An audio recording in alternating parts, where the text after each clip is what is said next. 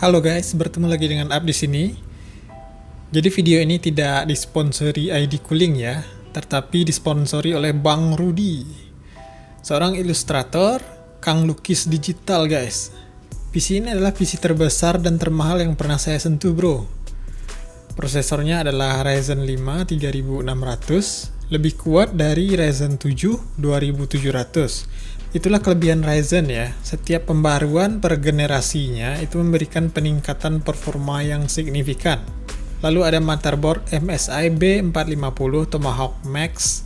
Untuk memaksimalkan potensi Ryzen, minimal kita menggunakan Mobo seri B teman-teman. Oh ya, jadi PC ini komponennya dicicil ya. Walaupun terkesan ketinggalan dengan keluarnya B550 dan Ryzen 5000 series, tapi setiap komponen di PC ini dibeli saat harganya belum goib guys. Lagi pula ini udah OP banget lah ya untuk desain 2D. Hehe. RAM yang digunakan di sini adalah Team Delta TUF 2x8GB 3200 MHz. Sayangnya RAM ini harus retur karena error teman-teman. Blue screen, BSOD terus, bahkan saat proses install Windows. Lalu ada Zotac RTX 2060 Super AMP. Zotac yang AMP itu bagus banget guys. Tampilannya, build quality, dan tentu saja performa. Tes benchmark Shadow of Tomb Raider settingan tertinggi resolusi 1080p didapatkan 120 fps-an. Dan suhu GPU hanya 61-63 derajat saja. Untuk penyimpanan ada XPG NVMe 256GB dan Seagate HDD 1TB. Garansi resmi anget-anget pabrik pastinya. Semua jeroan tadi disetrum oleh Be Quiet System Power 9 600W bronze semi modular. Selain 24 pin Mobo dan 8 pin CPU, di sini ditambahkan dua kabel lagi yaitu PCIe 2x8 pin dan satu kabel modular yang terdiri dari 3 buah SATA power plus 1 Molex. SATA power digunakan untuk commander dan hard disk tentunya. Molex digunakan untuk power RGB strip. Inilah dia case RGB party ready Deepcool Matrix 70. Support 2 buah drive 3,5 inci atau hard disk biasa dan 4 buah SSD. Kemudian 7 buah fan 12 cm atau 6 fan 14 cm. AIO masuk, custom water cooling oke, dan kabel manajemennya mantap. Ngomong-ngomong soal manajemen, di sini ada puluhan kabel yang berasal dari ID Cooling SE234, 2 paketan ID Cooling DF12025, ditambah 1 fan single pack-nya, dan RGB strip dari ALSI tipe GH35. Seluruh RGB yang tersebut bisa diatur dengan software motherboard karena memiliki kabel 3 pin RGB dan kabel konverter 3 pin ke port VDG. Yang pertama ada CPU cooler ID Cooling SE234. Dari sini keluarlah satu kabel PWM fan dan satu kabel RGB 3 pin untuk fan dan heatsink yang menyatu. Sama halnya dengan ALSI GH35 yang mana dua stripnya bisa disatukan dengan satu kabel RGB 3 pin juga.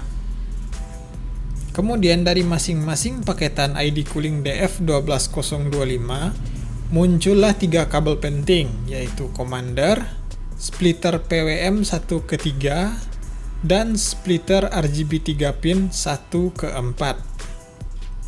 Di setiap paketan tadi tentunya terdapat 3 buah fan yang masing-masingnya terdiri dari kabel PWM dan kabel RGB 3 pin. Begitu juga dengan fan yang single pack. Sebenarnya mereka-mereka tadi bisa dicolok langsung ke motherboard yang support ya, baik langsung maupun dengan splitter. Tapi di Mobo B450 Tomahawk ini, itu tidak ada port RGB 3 pin maupun VDG. Adanya 4 pin. Jadi RGB-annya tidak akan kita kontrol dengan software motherboard. Tapi gak apa-apa guys, justru pola dengan commander dan remote itu jauh lebih banyak ya.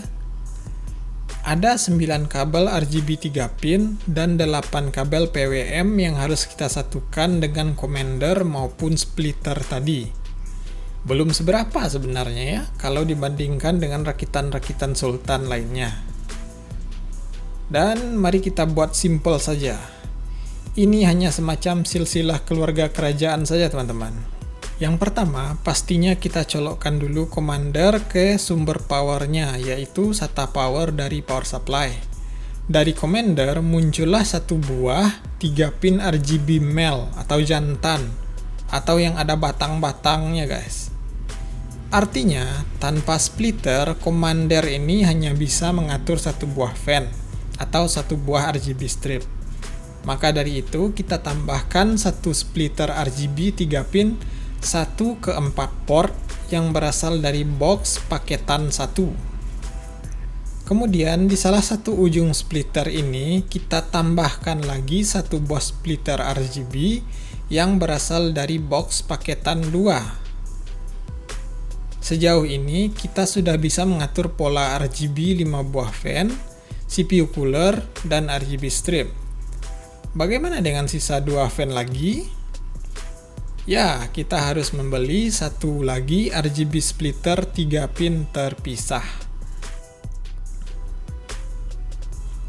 Bagaimana jika ingin colok ke motherboard?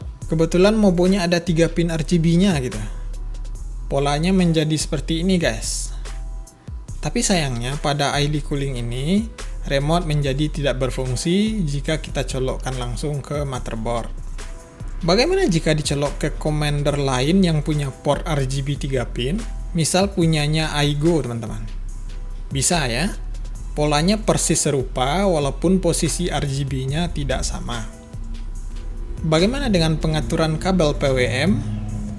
Jadi, masing-masing fan ID cooling ini tidak menggunakan Molex sebagai sumber tenaga untuk berputar, melainkan bisa dicolok langsung ke CPU fan maupun port sys fan, sebagaimana fan prosesor guys. Jadi, pola kecepatannya bisa kita atur di BIOS sesuai dengan peningkatan suhu sistem. Silsilahnya lebih sederhana.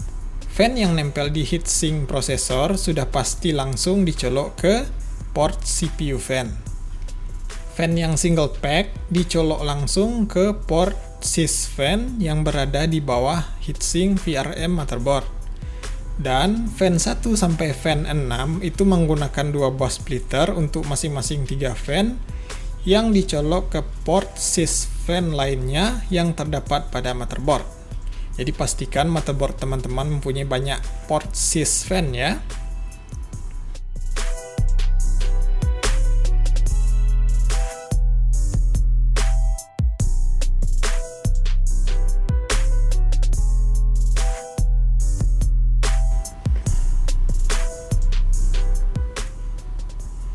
Kalau teman-teman bisa melihat dengan seks sama, dapat dilihat 3 fan di depan kurang sinkron ya dengan fan di belakangnya.